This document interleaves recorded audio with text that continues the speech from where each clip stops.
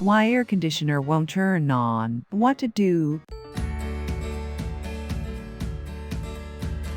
Life in summers is next to impossible without a good air conditioner.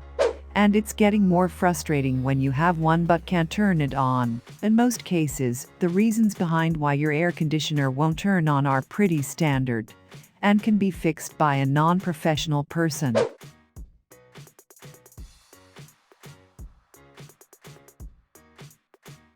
When circuit breakers overload with electricity, they are designed to shut down.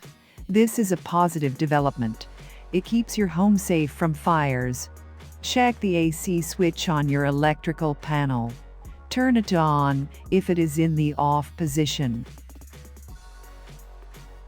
Because it is the configuration tool for this device, the thermostat is an important aspect of your air conditioning system. If your thermostat is blank, damaged, old, or in need of batteries, it may prevent your air conditioner from going on. When was the last time you cleaned your air conditioner's air filters? If you answered no, you have a serious problem, since your air conditioner may be unable to function correctly owing to dirty, clogged filters. Cleaning the filters is necessary regardless of the type of air conditioner you have.